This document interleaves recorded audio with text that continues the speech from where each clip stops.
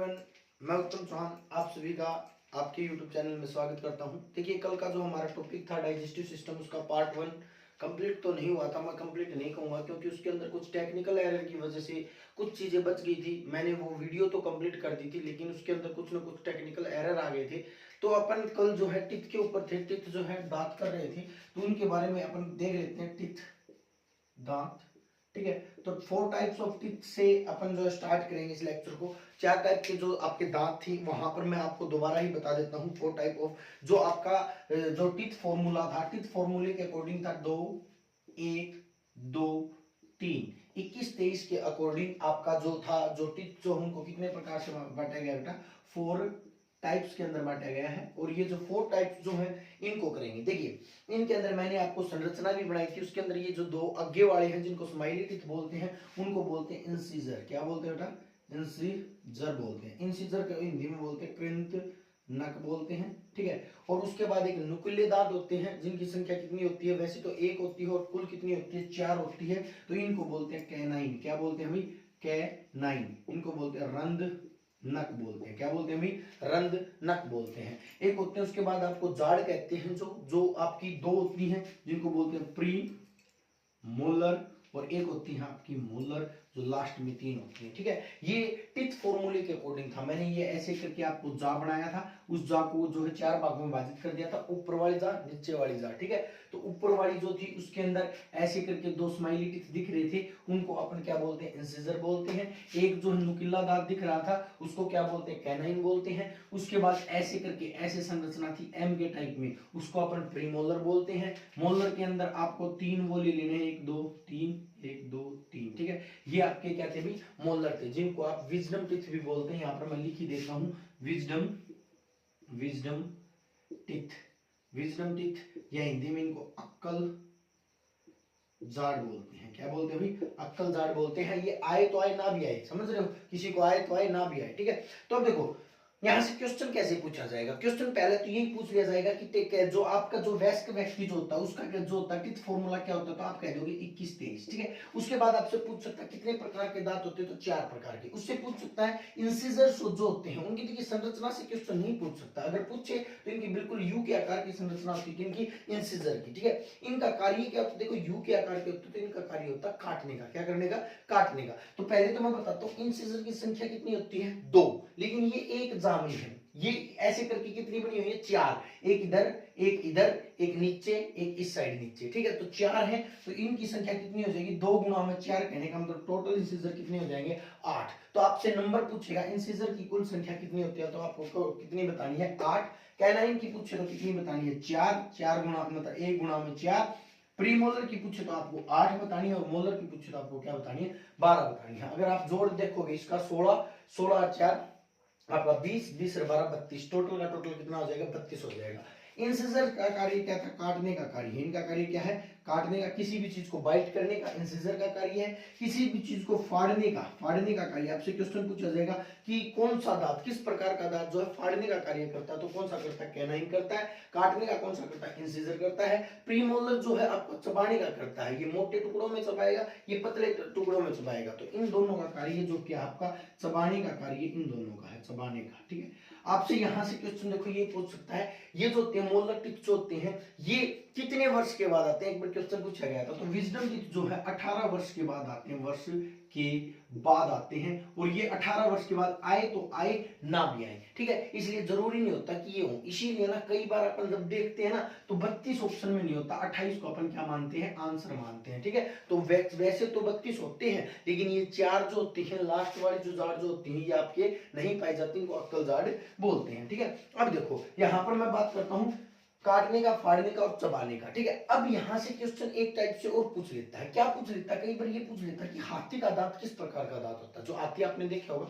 हाथी का दांत बाहर की तरफ निकला हुआ होता है। तो जो बाहर की तरफ निकला हुआ होता है वो क्या होता है? इंसिजर होता है। कोई भी कैनाइन नहीं करेगा। क्या होता है? इंसिजर होता है। तो हाथी का दांत, यहां पर आप लिखेंगे हाथी का दांत। किस प्रकार का दांत होता है? हाथी का दांत आपका इंसिजर होता है। और भी अगर डिटेल में पूछेगा तो आपसे पूछेगा कौन सा इंसिजर होता है, तो आप आंसर करोगे सेकंड इंसिजर होता है आपका हाथी का दांत। उसके बाद कैनाइन, कैनाइन के अंदर ये नुकीला होता है, नुकीला होता है तो कार्य फाड़ने का होता है। और इसके दांत जो आपने पता है शेर, चित्ते, भालू, कुत्ते, इन सभी के दांत कैसे होते हैं? क्योंकि ये शिकार करते हैं तो शिकार में काम आता है फाड़ने का, ठीक है। तो इनके नुकीले दांत होते हैं। तो आप लिख सकते हो कुत्ता बिल्ली, कुत्ता बिल्ली, शेर, चित्ता आदि। लेकिन यहां से क्वेश्चन आने की संभावना कम है, लेकिन आपसे क्वेश्चन पूछा जाएगा, एक पूछा जाएगा। देखिए आप सोचते हो कि स्नेक जो होता, सांप जो होता, वो डंग मतलब आपको, आप सोचते हो फण मारता वो, लेकिन वो रियल में काटता किससे? दांतों से काटता। तो कौन से दांतों से? या आपसे क्वेश्चन पूछ लिया जाता है सांप के कौन से दांतों में जहर होता है, तो सांप के कौन से दांतों में? कैनाइन दांतों के अंदर जो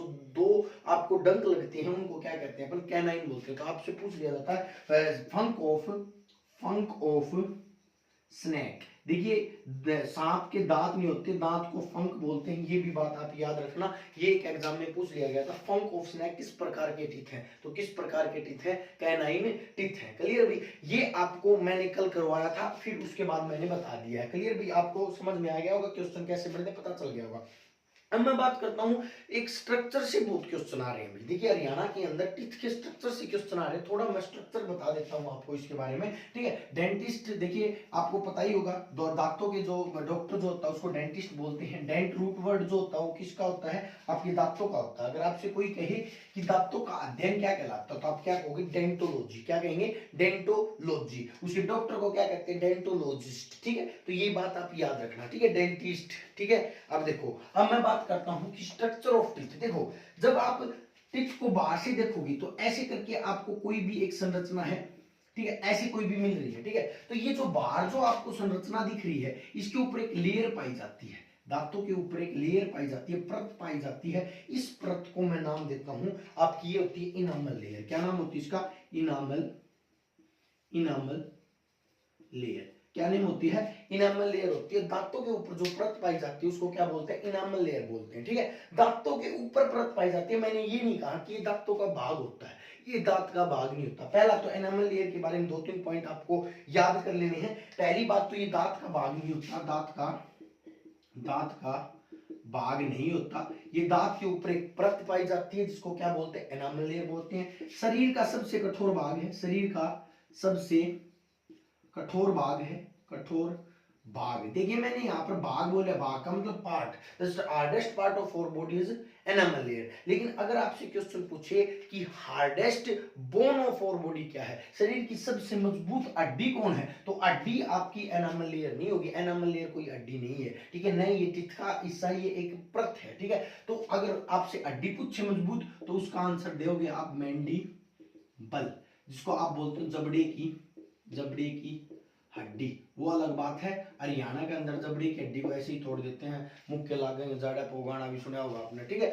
वो एक अलग बात है। लेकिन ये सबसे मजबूत हड्डी होती है, जबड़ी की हड्डी जो होती है वो सबसे मजबूत हड्डी होती है। भाग पूछे तो आपकी एनामल, अगर मजबूत पूछे तो कौन? आपकी ये। अब देखिए टीथ जो होते हैं वो कैल्शियम फॉस्फेट के बने होते हैं, ये बात आप सभी को पता है। टीथ जो होते हैं वो कैल्शियम फॉस्फेट के बने होते हैं। कैल्शियम और फॉस्फेट केमिकल होते हैं, इनसे बने होते हैं। सेम एनामल लेयर भी कैल्शियम फॉस्फेट की ही बनी होती है, ये बात आप याद रखना। कई एक बार क्वेश्चन आया था एनामल लेयर में कौन सा तत्व सर्वाधिक पाया जाता है, तो कैल्शियम पाया जाता है। ये आंसर मिल गया भाई इसका, ठीक है।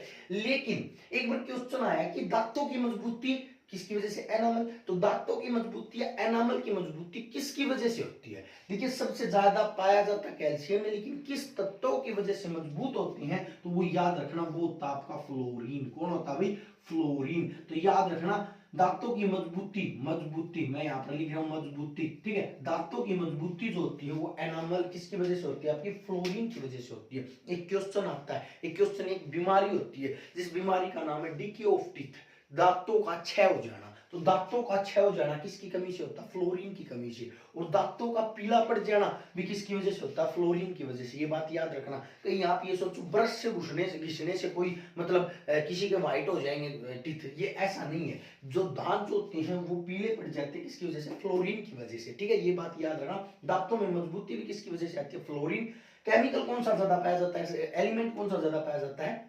कैल्शियम। ये बात आपको क्लियर पता चल गई होगी। दांतों के बाहर परत पाई जाती है, ठीक है। दांतों के अंदर चमक भी किसकी होती है, एनामल लेयर की होती है। ये भी क्वेश्चन पूछ लिया जाए ना, दांतों के अंदर चमक जो होती है वो किसकी वजह से होती है, तो वो भी एनामल लेयर की वजह से होती है। अब देखो टीथ स्टार्ट होते हैं, अब ये तो एक परत है। अब ये जो ना ये भाग, ये यहां पर मैं आपको बना रही हूं, ये पहला जो भाग होता है ना टीथ की ऊपरी परत, इसको बोलते हैं डेंटाइन। क्या बोलते हैं भाई, डेंटाइन। हरियाणा के अंदर क्वेश्चन पूछा गया था, क्वेश्चन क्या पूछा गया था, आपसे डायरेक्ट कह दिया गया था कि दांतों का ऊपरी हिस्से को क्या कहते हैं, सभी के सभी बच्चे एनामल करें। यहाँ पर एनामल नहीं आएगा, दांतों का पहला हिस्सा कौन होता है, डेंटाइन होता है। दांतों का ऊपरी ऊपरी हिस्सा, ऊपरी हिस्सा कौन होता है भाई, आपका आपका डेंटाइन होता है। तो ये बात आप याद रखना। डेंटाइन के नीचे एक लिक्विड भरा हुआ होता है, ऐसे मान के चलो एक लिक्विड सा होता है जिसको अपन पल्प्स बोलते हैं। क्या बोलते हैं, प्लप बोलते हैं, ठीक है। प्लप कैविटी होती है, ठीक है, प्लप होती है, ठीक है। इसको ठीक किया जाता है, इसके अंदर माइक्रोबैक्टीरिया, जैसे आप कहने देते हो कि भी किसी के अंदर जाड़ के अंदर कीड़े पड़ गए या कि दांतों के अंदर जो है घाव हो गए, वो सब घाव जो है पल्प के अंदर होते हैं। किसके अंदर होते हैं, पल्प के अंदर होते हैं, ठीक है। और पल्प के नीचे यहाँ पर एक कैविटी होती है जिसको बोलते हैं रूट कैनल। क्या बोलते हैं, रूट कैनल। ये रूट कैनल नर्व्स का गुच्छा है, किनका गुच्छा है, ब्लड वेसल्स का गुच्छा है, ठीक है। तो ये रूट कैनल होती है किनके नीचे, पल्प के नीचे। ये मैं बात क्यों बता रहा हूँ, मैं आपको इसलिए बता रहा हूँ, एक बार एग्जाम में क्या हुआ, हरियाणा में आपसे पूछ लिया गया निम्नलिखित में से कौन सा टीथ का भाग नहीं है, ठीक है। तो ये भी एनामल टीथ का भाग नहीं है। उपला भाग डेंटाइन है, नीचे लिक्विड पल्प है, इसके नीचे नर्व जो होती है, ब्लड वेसल्स क्या कहलाती है, रूट कैनल कहलाती है। अब देखो ये क्यों बता रहे हूँ, एक चीज होती है दांतों की, थेरेपी होती है जिसको बोलते हैं आरसीटी। ये डायरेक्ट क्वेश्चन पूछा गया था कि आरसीटी का संबंध किससे, क्या क्वेश्चन पूछा गया था, आरसीटी का संबंध किससे। तो आरसीटी का संबंध किससे, दांतों से है। रूट कैनल ट्रीटमेंट, इसका पूरा नाम मैं लिख देता हूं, रूट कैनल ट्रीटमेंट। ये होता है आपकी क्या भी, आरसीटी, रूट कैनल ट्रीटमेंट। ये टिथ ट्रीटमेंट है, ये बात आप याद रखना। ये था स्ट्रक्चर ऑफ टिथ, ठीक है। किसी को अगर स्क्रीनशॉट लेना है तो आप इसका ले सकते हो, ठीक है। डायग्राम इतना अच्छा मेरा नहीं है, मैं मानता हूँ डायग्राम इतना अच्छा नहीं मिलेगा आपको, लेकिन आपको अच्छे से समझ में आ जाएगा ये सारी बातें। क्लियर, भी क्लियर है। तो टिथ यहाँ पर कंप्लीट होते हैं। नेक्स्ट ऑर्गन, अब देखिए भोजन का टेस्ट मैंने ले लिया, टंग से, जीभ से, चबा मैंने दिया किससे भी, टिथ से, दांतों से। अब मेरे को जरूरत है लिक्विड की। लिक्विड क्यों, क्योंकि भोजन को मेरे को लिक्विड करना है जिसके सारे वो कहां पर चले जाए, स्टमक के अंदर चला जाए। तो अब मुख के अंदर ही एक ग्लैंड होती है जिसका नाम होता है स्लेवरी ग्लैंड, या फिर आप बोल सकते हो इसको लार ग्रंथि। तो उसको अपन करते हैं लार ग्रंथि को, ठीक है। तो स्टार्ट करते हैं भी लार ग्रंथि। देखो लार ग्रंथि है तो सिंपल सी बात, अभी लार को स्त्रावित करेगी भी, इस ये क्वेश्चन तो बताने की जरूरत नहीं है। लार ग्रंथि क्या स्त्रावित करती है, लार को स्त्रावित करती है, ये बात आपको बताने की जरूरत नहीं है, ठीक है। मैं इसके बारे में डिटेल में करवाता हूँ क्या होती है लार ग्रंथि। देखो भाई मैंने यहाँ पर लिख दिया लार ग्रंथि, स्लेवरी ग्लैंड, ठीक है। देखो भाई स्लेवरी ग्लैंड क्या होती है, सबसे पहले एक ग्रंथि है अंतःस्रावी ग्रंथि, ये बात मैंने आपको, सॉरी बाह्यस्रावी ग्रंथि है, एक्सोक्राइन ग्लैंड है। एंजाइम रिलीज करेगी, सिंपल सी बात है, मैं पहले ही बता चुका हूं। और एंजाइम भोजन को पचाने का कार्य करेंगे, ये मैं पिछली क्लास में डिस्कस कर चुका हूं, ठीक है। अब देखो ये मैं बात करता हूं कि लार ग्रंथि होती क्या है। लार ग्रंथि मुख के अंदर मौजूद होती है, क्वेश्चन आपसे कोई नहीं पूछेगा कितनी होती है। देखो बेटा लार ग्रंथियों की संख्या 3 जोड़े होते हैं। कितने जोड़े होते हैं भाई, 3 जोड़े। कहने का मतलब कुल कितनी होती है बेटा, 6। देखिए 2 कानों के नीचे अंदर की तरफ, 2 जबड़े के नीचे अंदर की तरफ, और 2 जीभ के नीचे अंदर की तरफ, ठीक है।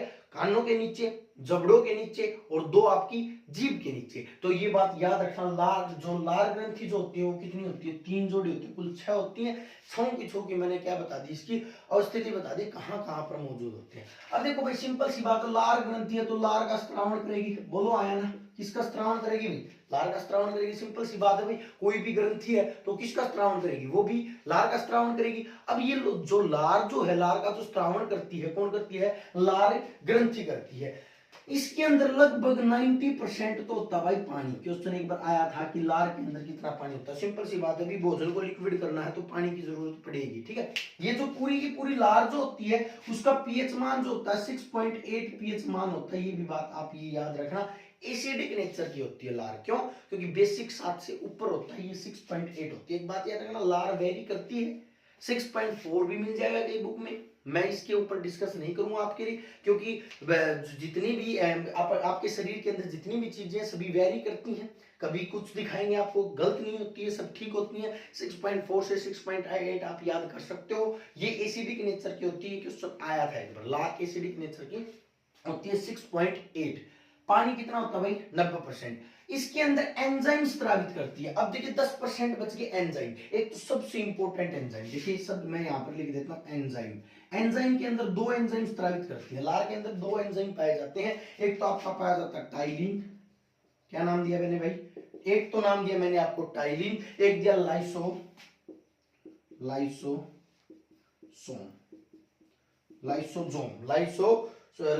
बोले या लाइसोसोम बोले, कुछ भी हिंदी में कुछ भी बोल सकते हो आप। एक तो टाइलिन बोला मैंने, एक बोला लाइसोसोम।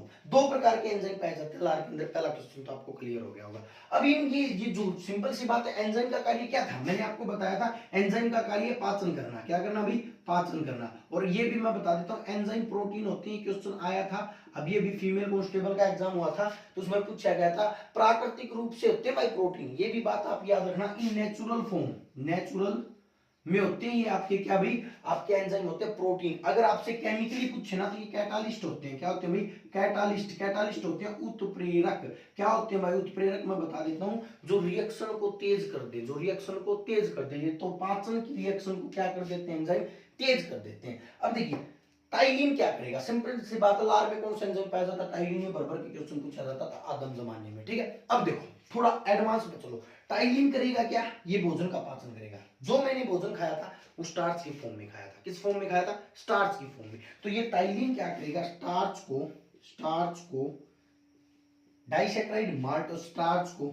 माल्टोज में बदलेगा। तो सिंपल सी बात है भाई, आपसे क्वेश्चन पूछे टाइलिन का कार्य क्या है, तो स्टार्च को माल्टोज में बदलना ही किसका कार्य है भाई, टाइलिन का कार्य। लाइसोसोम का कार्य किसी भी प्रकार का पाचन नहीं करना, लेकिन सूक्ष्म जीवों को खत्म करता है। जितने भी भोजन के अंदर कुछ माइक्रो बैक्टीरिया आते हैं, उन माइक्रो बैक्टीरिया को, सूक्ष्म जीवाणुओं को खत्म करने का कार्य किसका भी, सूक्ष्म जीवाणुओं को मारता है। तो सूक्ष्म जीवाणुओं को मारने का कार्य कौन करेगा भाई, आपका लाइसोजाइम करेगा। तो ये थी आपकी लार ग्रंथि से संबंधित जितनी भी बातें हैं जो मैंने आपको बता दी। अब भोजन क्या होगा भाई, चबा लिया गया, टेस्ट ले लिया गया, अब लिक्विड हो गया भोजन। लिक्विड होने के बाद अब देखो यहाँ पर इधर मैं डायग्राम के थ्रू आपको समझाने की कोशिश करता हूं। देखिए ये जो फेज होता है, ये फेज, ये अंदर यहां वाला फेज, इस फेज को बोलते हैं अपन फेरिक्स। क्या बोलते हैं, फेरिक्स वो जगह होती है जहां पर श्वसन और आपका डाइजेशन, आपका रेस्पिरेशन एंड डाइजेशन दोनों चीजें एक जगह पर होती है। श्वसन भी यहां से करते हैं और भोजन भी यहां से लेते हैं। लेकिन इस फेरिक्स के बाद यहां पर दो नलियां आ जाती हैं। कितनी नलियां आ जाती हैं, दो। एक तो आपकी श्वसन नली, एक आपकी आहार नली। तो यहां से आपका फेज दो टुकड़ों में टूट जाता। मैं यहां पर ये इसको नाम दे रहा हूं फेरिक्स। ये क्वेश्चन पूछ लिया गया था भाई आपका फेरिक्स को हिंदी में फेरिक्स ही बोलेंगे, ठीक है। ये क्वेश्चन पूछ लिया गया था कि श्वसन और पाचन का जो संयुक्त जो वो होता है फेज जो होता है उसको क्या बोलते हैं, तो उसको बोलते हैं फेरिक्स। उसके बाद यहां पर देखो ये एक नली चली, ये दो भागों में विभाजित हो जाएगी। देखिए एक यहां पर नली हो जाएगी ये वाली, और एक हो जाएगी ये वाली, ठीक है। ये वाली जो है, ये वाली पहले वाली, ये आपकी कहलाएगी रेस्पिरेटरी ट्रैक, जिसको अपन बोलेंगे ट्रैकिया, श्वसन नली बोलेंगे। ये क्या होगी, ये आपकी ट्रैकिया होगी। क्या होगी भाई, ट्रैकिया, श्वसन नली, ये आपकी श्वसन नली होगी भाई, ठीक है, क्लियर भी। अब देखो भाई अगर भोजन श्वसन नली में चला गया तो व्यक्ति की मृत्यु हो जाएगी। इसीलिए भगवान ने पहले ही श्वसन नली के आगे एक वाल लगा दिया। क्या लगा दिया है, वाल लगा दिया। और जैसे ही भोजन अंदर की तरफ अपन निगलेंगे ये वाल बंद हो जाएगा और श्वसन नली में भोजन नहीं जा पाएगा। और ये कहां पर चला जाएगा, ये ओइसोफेगस, ये क्या है, ओइसोफेगस। और ये आहार नाल में, आहार नली में ये भोजन क्या हो जाएगा भाई, चला जाएगा, ठीक है। तो ये क्वेश्चन आता है कि ये जो श्वसन नली में भोजन से को जाने से रोकने वाले वाल को क्या कहते हैं, तो इस वाल का नाम याद रखना भाई, बहुत इंपॉर्टेंट है, एपिग्लोटिस। थोड़ा नाम अटपटा है लेकिन दो बार नाम लोगे याद हो जाएगा, एपिग्लोटिस, ठीक है। तो वो वाल जो भोजन को श्वसन नली में जाने से रोकता है उसको क्या बोलते हैं, एपिग्लोटिस बोलते हैं। अब देखिए भोजन आहार नली में आ चुका है। अब आहार नली का कोई कार्य नहीं है, आहार नली भोजन को कहां पर भेज देगी, स्टमक के अंदर भेज देगी और कोई भी कार्य नहीं करेगी। अब ये क्या हो जाएगा, यहाँ पर क्या आ जाएगा बेटा, आपका स्टमक आ जाएगा। ये आपका हो गया स्टमक। स्टमक क्या होता है आपको पता ही होगा, स्टमक आमाशय हिंदी में बोलते हैं, जिसको आप नॉर्मली पेट बोल देते हो। पेट नहीं होता भाई, ये आमाशय होता है, पेट बाहर वाला हिस्सा होता है, ठीक है। तो अब भोजन कहां पर आ गया भाई, स्टमक के अंदर आ गया। देखिए यहां से आहार नली से दो ही क्वेश्चन आते हैं, दोनों क्वेश्चनों को यहीं पर निपटा देता हूं मैं। देखो आहार नली जो होती है ना भाई, ये सब आपके पाचन के अंदर किसी भी प्रकार का रोल अदा नहीं करती है। क्यों, ये तो एक नली है जो भोजन को यहां से कहां पर ले आएगी, ये आमाशय के अंदर भोजन को ले आएगी, ठीक है। तो एक क्वेश्चन तो यही आता है कि पाचन का वह अंग जो किसी भी प्रकार की पाचन क्रिया नहीं करता, तो वो कौन होता है, आहार नली होता है। दूसरा क्वेश्चन आता है आहार नली की लंबाई कितनी होती है, तो लगभग 15 सेंटीमीटर इसकी लंबाई होती है। पाचन में कोई रोल नहीं होता, पाचन में कोई रोल नहीं होता। बस दो बातें आहार नली के बारे में आपने करनी है। नेक्स्ट के ऊपर आ जाओ भाई, अब स्टमक। भोजन स्टमक में आ चुका है, यहां पर भी एक वाल होता है, भोजन को ऊपर की तरफ नहीं जाने देगा। अब भोजन कहां पर आ गया, स्टमक के अंदर, ठीक है। स्टमक की जो दीवार जो है, इस दीवार के ऊपर ग्रंथि होती है, जिनको अपन बोलते हैं जठर ग्रंथि। गैस्ट्रिक ग्लैंड मौजूद होती हैं आपकी किसके ऊपर भाई, इसकी स्टमक की दीवार के ऊपर, ठीक है। तो पहले मैं यहां पर इसको हटा देता हूं। यहां पर देखो, यहां पर देखो, यहां पर मैंने लिख दिया स्टमक, स्टमक आमाशय। अब देखो भाई, आमाशय में भोजन आ गया, मौजूद कौन सी ग्लैंड मौजूद है, जठर ग्रंथि। क्वेश्चन बिल्कुल बेसिक आता है, जठर ग्रंथि कहां पर मौजूद होती है, आमाशय के अंदर मौजूद होती है। यहां पर एक लेयर पाई जाती है भाई, ये लेयर इंपॉर्टेंट लेयर भाई, यहां पर एक लेयर पाई जाती है जो आमाशय की दीवार का प्रोटेक्शन करती है। इस लेयर को बोलते हैं भाई मुकस लेयर। क्या बोलते हैं भाई, मुकस बोलते हैं। क्या बोलते हैं भाई, MUCUS, बहुत इंपॉर्टेंट है भाई, ठीक है। ये आमाशय के अंदर पाई जाती है, प्रोटेक्शन का कार्य करती है। चिकनी लेयर होती है, स्मूथ लेयर होती है। क्या होती है, स्मूथ मसल की बनी होती है, चिकनी मसल्स की बनी होती है। अब स्टमक के अंदर तीन चीज मौजूद होते हैं, आप नॉर्मली याद रखो। स्टमक के अंदर एक बहुत बड़ा एसिड, सबसे स्ट्रॉन्ग एसिड HCl, वो वाला एसिड अगर फेस पर डाल दिया तो बर्न कर दिया जाएगा, बर्न हो जाएगा। वो एसिड आपके कहां पर मौजूद होता है, पेट के अंदर मौजूद होता है, जठर ग्रंथि स्रावित करती है। एक पेप्सिन, एक कौन सा होता है बेटा, पेप्सिन, और एक रेनिन। ये तीन केमिकल आपके पेट के अंदर मौजूद होते हैं। अब देखो भाई, भोजन ऊपर से आया, आते के साथ इतने स्ट्रॉन्ग केमिकल मिले, अब भोजन को तोड़ मरोड़ देंगे, बिल्कुल क्या कर देंगे, बिल्कुल अपघटित कर देंगे या नहीं कर देंगे, बोलो आया ना, ठीक है। तो ये क्या होगा, HCl, आपका पेप्सिन और रेनिन, इस भोजन को क्या कर देंगे, तोड़ देंगे। तो अमाशय के ऊपर चलते हैं। यहां पर देखो अमाशय के बारे में लिखना क्या है, 4 पॉइंट लिखना है, कुछ नहीं। सबसे पहला पॉइंट ये लिखना है, जठर ग्रंथि मौजूद होती है, जठर ग्रंथि होती है। तो क्वेश्चन आएगा, जठर ग्रंथि कहां पाई जाती है, अमाशय की दीवारों पर पाई जाती है। जठर ग्रंथि जो होती है वो आपकी तीन चीज रिलीज करती है, एक तो HCl रिलीज करती है, एक आपका पेप्सिन रिलीज करती है, और एक आपका क्या रिलीज करती है, रेनिन रिलीज करती है। ये मैं आपको बताऊंगा, इनके कार्य बता देता हूं पहले, ठीक है। जठर ग्रंथि HCl, पेप्सिन और रेनिन को रिलीज करती है। अब देखो भाई, HCl क्या भी स्ट्रॉन्गेस्ट एसिड है, स्ट्रॉन्गेस्ट एसिड है। स्ट्रॉन्गेस्ट एसिड मतलब सबसे तेजाब है, डायरेक्ट का डायरेक्ट तेजाब। अब भोजन को बिल्कुल तोड़ देगा भाई, सिंपल सी बात है।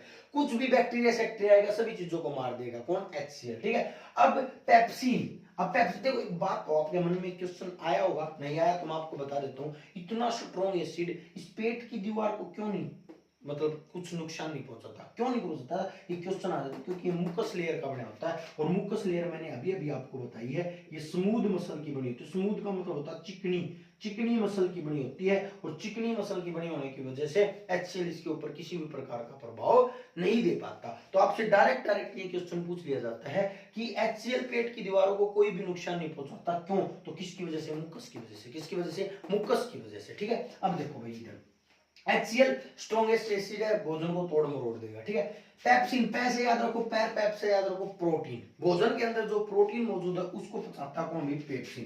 पहला तो पॉइंट लिख दिया भाई, प्रोटीन का पाचन करता है, कौन करता है भाई, पेप्सिन। दूसरा पॉइंट सुनना भाई, पेप्सिन भोजन का पाचन किसके रूप में करता है भाई, भोजन का पाचन मतलब प्रोटीन को किस में पचाता है, तो ये याद रखना, पोली पेप्टाइड पेप्टाइड के अंदर किसको पचा देता है भाई, आपकी प्रोटीन को, क्योंकि प्रोटीन को पचाने के लिए एक ट्रिप्सिन भी आएगा, इसलिए मैं आपको बता रहा हूं प्रोटीन को पॉलीपेप्टाइड में कौन बदलता है, पेप्सिन बदलता है। रेनिन का कार्य क्या भाई, आप सभी को पता है, रेनिन मिल्क होता है, मिल्क के अंदर पाया जाता है, तो मिल्क दूध को पचाने में कौन सा सहायक होता है, तो आपका रेनिन होता है। इसलिए कई बार क्वेश्चन आता, दूध का पाचन कहां पर होता है, तो पेट के अंदर होता है। जैसे ही कोई भी चीज, ऐसे अपन मान लेते हैं दूध के ऊपर छाछ नहीं पीनी चाहिए, दूध के ऊपर नींबू नहीं खाना चाहिए, ऐसा कुछ नहीं है भाई। जैसे ही कोई भी चीज पेट के अंदर जाएगी, जैसे ही जाएगी जाते के साथ वो फट जाएगी, सिंपल सी बात है। क्यों, इतना स्ट्रॉन्ग एसिड यहाँ पर मौजूद है, वो फाड़ देगा। ठीक है, आप नींबू खाओ, छाछ खाओ, कुछ खाओ, कुछ फर्क नहीं पड़ने वाला साइंस की दृष्टि से। ठीक है, लेकिन अपन मानते हैं, ऐसा कहते हैं कि भाई दूध के ऊपर छाछ नहीं पीनी चाहिए। ठीक है, ऐसा कुछ नहीं है, दूध जाने के बाद यहाँ पर छाछ ही बन जाता है डायरेक्ट, जैसे HCl के संपर्क में आता पूरा का पूरा फट जाता है। ठीक है, तो ऐसा कुछ नहीं है। ठीक है, तो ये था आपका स्टमक। क्या था भाई, स्टमक। अब देखो भाई, कई बार क्वेश्चन आ जाता है स्टमक के अंदर भोजन 4 से 5 घंटे रेस्ट करता है, ये रेस्ट नहीं करता भाई, 4 से 5 घंटे ठहरता है, ये एक बात याद रखना, रेस्ट नहीं करता। रेस्ट कर रहा है, देखो कितनी चीजें इसके ऊपर अटैक मार रही है और आप कह रहे हो कि रेस्ट कर रहा है ये। ठीक है, तो रेस्ट नहीं करता, ये केवल क्या करता है, ये यहाँ पर रुकता है। ठीक है, रुक तो क्या रहा है, रुक तो मतलब मजबूरी में रुका हुआ है। ठीक, किसमें रुका हुआ, मजबूरी में रुका हुआ है। अब देखो भाई, जैसे ही भोजन अमाशय से निकलता, अब अमाशय से भोजन पचा हुआ है, मतलब अब अपचा हुआ बहुत ही कम चांस है कि अपचा भोजन है। अब क्वेश्चन आता है कई बार, अमाशय के बाद भोजन क्या कहलाता है, तो अमाशय के बाद भोजन काइम कहलाता है। तो इसको लिख लेना काइम, CH, इसको हिंदी में लिख लेना काइम, काइम। क्वेश्चन आता बराबर की क्वेश्चन पूछा जाता है, अमाशय के बाद भोजन क्या कहलाता है, अमाशय के बाद भोजन छोटी आंत में जाएगा। ये हिस्सा जो आप देख पा रहे हो, ये हिस्सा मुड़ा हुआ हिस्सा, ये जे साइड का, इसको बोलते हैं आपका डेडुनम। स्मॉल इंटेस्टाइन का डेडुनम होता है। उसके बाद ये स्मॉल इंटेस्टाइन को मैं बना ही देता हूँ थोड़ा ऐसे ही। ठीक है, ये हिस्सा जो होता है, ये हिस्सा पहले वाला हिस्सा, इसको आप बोलते हैं डेडुनम, उसके बाद जेजुनम और उसके बाद इलियम, और ये बनाती है आपकी छोटी आंत, स्मॉल इंटेस्टाइन। देखो भाई, भोजन गया छोटी आंत के अंदर, छोटी आंत ये पूरी की पूरी, पूरी की पूरी यहां पर मैं लिख देता हूं छोटी आंत, स्मॉल इंटेस्टाइन। ठीक है, छोटी आंत का ये भाग जो है डेडुनम, डेडुनम, ये जो भाग है आपका जेजुनम, ये लास्ट वाला भाग जो होता है वो कहलाता है भाई इलियम। क्या कहलाता है भाई, इलियम। ये 3 भाग होते हैं आपके छोटी आंत के। ठीक है, अब छोटी आंत से 2 चीज अटैच रहती है भाई, एक तो यहां पर ऊपर की तरफ, भाई मैं यहां पर ऐसे ही बना रहा हूं, ऐसे गोला बना दिया, इसको थोड़ा इसकी शेप तो ठीक कर ही देता हूं। ठीक है, यहां पर ही मान कर चलो, यहां पर। ठीक है, ये आपका लीवर मौजूद होता है, ऐसी बना दी, लीवर की स्ट्रक्चर खराब सी बना दी। ठीक है, यहां पर मौजूद होता है लीवर, लीवर के नीचे एक ब्लैडर लगा होता है, ऐसे बना दिया मैंने इसको ब्लैडर, इसको बोलते हैं गाल ब्लैडर। ठीक है, तो ये लीवर होता है, और इसी छोटी आंत के ऊपर एक और ग्रंथि चिपकी हुई होती है, जिस ग्रंथि का नाम होता है अग्नाशय। क्या होता है भाई, अग्नाशय। ये बात मैं आपको इसलिए बता रहा हूं, नहीं तो डायरेक्ट करवा देता।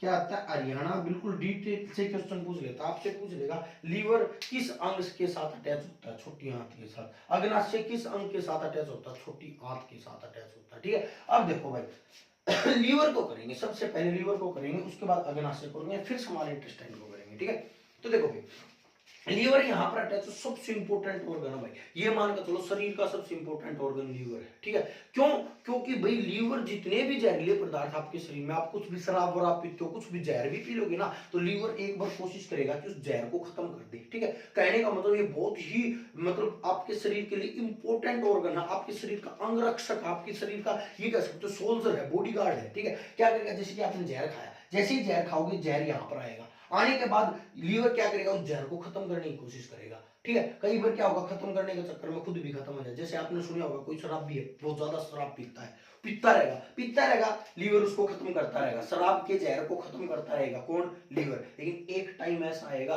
कि वो शराब उस लीवर को क्या कर देगी, खत्म कर देगी। फिर डॉक्टर क्या कह देगा, फिर डॉक्टर कह देगा भाई अब मत पी लिए शराब, क्योंकि अब तेरा लीवर खराब हो चुका है, अब मेरी कोई भी गारंटी नहीं होगी। ठीक है, तो ये होता है लीवर का फंक्शन। तो लीवर बहुत ही इंपॉर्टेंट रोल अदा करता है, डाइजेशन में तो रोल अदा करता ही करता है, लेकिन और भी रोल अदा करता है। तो अपन सबसे पहले अब करते हैं लीवर को, किसको करते हैं भाई, लीवर को।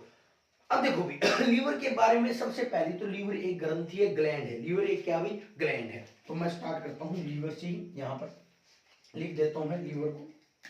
ये लीवर को हिंदी में मैंने एल ले और छोटा बड़ी की मात्रा वह रे लिख दिया, क्योंकि हिंदी मीडियम वालों के साथ गड़बड़ हो जाती है। लीवर को ऐसे लिख देते हैं, ठीक है। तो याद रखना। देखो भाई लीवर के बारे में सबसे पहले तो बात यही लिखनी है, ये शरीर की सबसे बड़ी ग्रंथि है। शरीर की सबसे बड़ी ग्रंथि है, लिख लो जल्दी जल्दी 10-12 फैक्ट लिख लो। सबसे बड़ी ग्रंथि है, सबसे बड़ी ग्रंथि है, शरीर की सबसे बड़ी ग्रंथि है, शरीर की सबसे बड़ी ग्रंथि है, लार्जेस्ट ग्लैंड है शरीर की, ठीक है। लगभग ये जो है आपकी लगभग 1.5 किलो के करीब जो है 1200 ग्राम से 1500 ग्राम के करीब जो है आपकी पाई जाती है। शरीर का सबसे बड़ा अंत्यांग है, सबसे बड़ा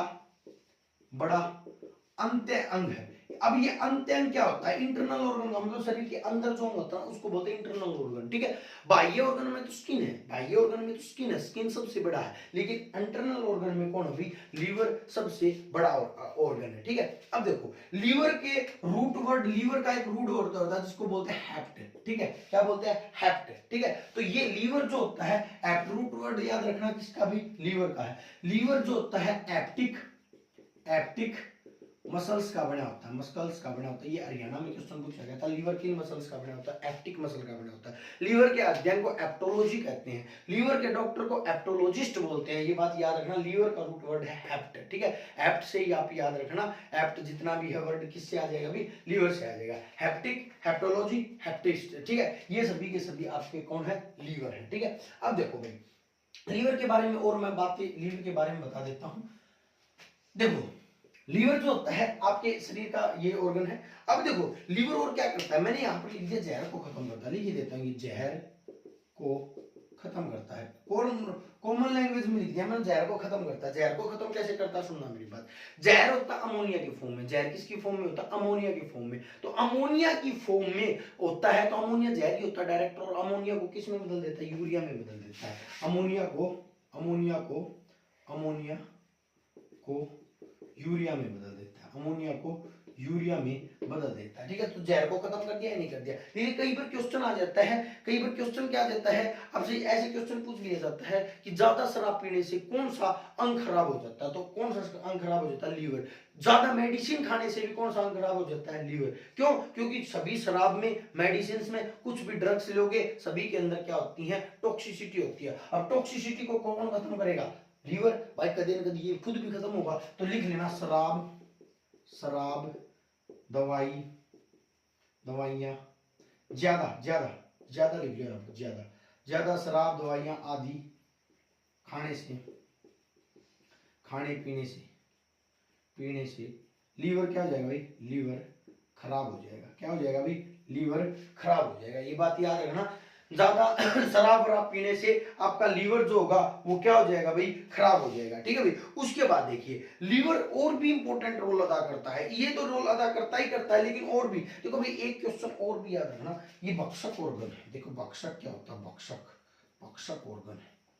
भक्षक होता भी किसी भी चीज को खाने वाला, किसी भी चीज को भक्षक का मतलब नष्ट करने वाला। तो ये जहर को नष्ट कर देता है, जहर को क्या कर देता है? नष्ट कर देता है, ठीक है। अब देखो एक क्वेश्चन आया था अभी आपके हरियाणा के एक एग्जाम के अंदर, क्वेश्चन आया था कि जो आपका लीवर जो होता है वो बाइल रिलीज करता है, पित्त रिलीज करता है, ये बात आप सभी को पता है। लेकिन ये जो बाइल रिलीज करता है ये किस कोशिका से रिलीज करता है? ये आपके लिए क्वेश्चन है। आपको कमेंट करना है कि लीवर कौन सी कोशिकाओं द्वारा बाइल को स्त्रावित करता है। आप सभी को पता है कि पित्त का स्त्रावण कौन करता है? पित्त होता है आपका बाइल। बाइल का स्त्रावण कौन करता है? आपका लीवर करता है। बाइल को इकट्ठा कौन करता है? गाल ब्लैडर करता है। ये बात याद रखना। बाइल को स्त्रावित कौन करेगा? आपका लीवर करेगा, लेकिन इकट्ठा कहां पर होगा? जाके गाल ब्लैडर में जाके इकट्ठा होगा। ये क्वेश्चन अलग अलग आते हैं, ठीक है। बाइल को लीवर स्त्रावित करता है, ये क्वेश्चन नहीं आपके लिए क्वेश्चन है, कमेंट बॉक्स में छाप देना। लीवर मतलब लीवर कौन सी कोशिका, लीवर की कौन सी कोशिका बाइल को स्त्रावित करती है, ये आपको आंसर देना है। बाइल के बारे में आपको बता देता हूँ, 4-5 बातें बता देता हूँ बाइल के बारे में। बाइल जो होता है वो येलोइश कलर का होता है, येलोइश कलर का होता है, हल्के पीले कलर का पिगमेंट होता है, ठीक है। येलोइश कलर का पिगमेंट होता है, ठीक है, जो बाइल होता है लगभग 6.4 से 6.8 जो होता है इसका पीएच मान होता है, एसिडिक नेचर का होता है, लगभग आपका क्या भाई बाइल होता है, ठीक है। उसके बाद देखिए मैं बताता हूँ बाइल के बारे में। बाइल कोई भी एंजाइम नहीं होता, ये बात याद रखना, ये किसी भी प्रकार का एंजाइम नहीं होता, एंजाइम नहीं होता। एक क्वेश्चन आता भर भर के, लीवर कौन सा एंजाइम स्रावित करता है, और पहला ही ऑप्शन पाएगा बाइल। तो भाई बाइल एक एंजाइम नहीं है, उस जो क्वेश्चन वो आता है उसका आंसर होता है इनमें से कोई नहीं। तो जो लीवर जो आपका किसी भी प्रकार का एंजाइम रिलीज नहीं करता, ये एक केमिकल है, ये एक केमिकल है जो पाचन की क्रिया में सहायता करता जरूर है, लेकिन ये आपका एंजाइम नहीं है, ये बात आपको अच्छे से याद रखनी है। देखिए बाइल पीले रंग का है, अगर लीवर खराब हो गया, मान के चलो लीवर खराब हो गया, नॉर्मल खराब हो गया, तो बाइल ज्यादा स्रावित करने लगेगा, और ज्यादा बाइल की वजह से एक रोग हो जाएगा जिसका नाम है पीलिया, जोंडिस, ठीक है। तो ज्यादा संक्रमण से, बाइल के ज्यादा संक्रमण से एक रोग हो जाएगा जिसका नाम है पीलिया। क्या नाम है भाई? पीलिया। तो ये बात याद है, जोंडिस। तो जोंडिस रोग का संबंध किस अंग से है, क्वेश्चन आता है, तो किस अंग से भाई? लीवर से है। बाइल के ज्यादा संक्रमण से कौन सा रोग हो जाता है भाई? जोंडिस रोग हो जाता है। ये भी क्वेश्चन आपने कर लिया है, बाइल के बारे में आपने सभी जानकारी एकत्रित कर ली है। अब और बताता हूं भाई बाइल के बारे में, लीवर के बारे में एक दो बातें और बता देता हूं। बहुत सी बातें वैसे तो करने को तो बहुत सी बातें हैं, एक बात और बता देता हूं। देखो लीवर जो है ना, लीवर वो आपका ये मान के चलो बॉडीगार्ड है, आपको इमरजेंसी के टाइम पर जितनी भी चीजों की जरूरत पड़ती है ना, उन सभी चीजों को देता है। ये सभी चीजों को एकत्रित कर लेता है, वसा, कार्बोहाइड्रेट, प्रोटीन, इन सभी को क्या कर लेता है? एकत्रित कर लेता है। और जैसे ही शरीर को जरूरत पड़ती है, जैसे कि मैंने फास्ट किया, मेरे को खाना नहीं मिला 10-12 दिन, तो मेरा शरीर में जो बाइल जो मतलब जो लीवर के ने जो भी मतलब न्यूट्रिशन इकट्ठे कर रखे थे, उन सभी को क्या करता रहेगा? शरीर को देता रहेगा, ठीक है। तो मैं यहाँ पर एक वर्ड में लिखना है, यहाँ पर वसा, फैट, कार्बोहाइड्रेट, कार्बोहाइड्रेट, ठीक है, विटामिन में भी मेनली विटामिन ए, और आपका भाई जल, वाटर, इनको क्या करता भाई? इकट्ठा रखता है, इकट्ठा कर लेता ताकि जरूरत पड़ने पर व्यक्ति को दे दे। जैसे कि आपने पानी नहीं पी रखा और पानी की कमी नहीं हो जाए, तो इमरजेंसी में लीवर क्या करेगा? उसको इकट्ठा जो कर रखा है उसको क्या कर देगा? दे देगा, ठीक है भाई। तो ये लीवर का आपके लिए मतलब लीवर के बारे में बहुत सी बातें जो है मैंने आपको बताई हैं। और सुनना भाई, लीवर की जो थी उसका आंसर मिल गया क्या भाई? उसका आंसर बोल दिया क्या? किसी ने नहीं बोला तो मैं आपको बता देता हूँ, कुफर सेल होते हैं, ये क्वेश्चन आ चुके हैं। कुफर सेल जो होती है उनके द्वारा बाइल को स्रावित किया जाता है। बाइल का स्राव लीवर करता है, लीवर की कुफर सेल, लीवर की कुफर सेल, कुफर सेल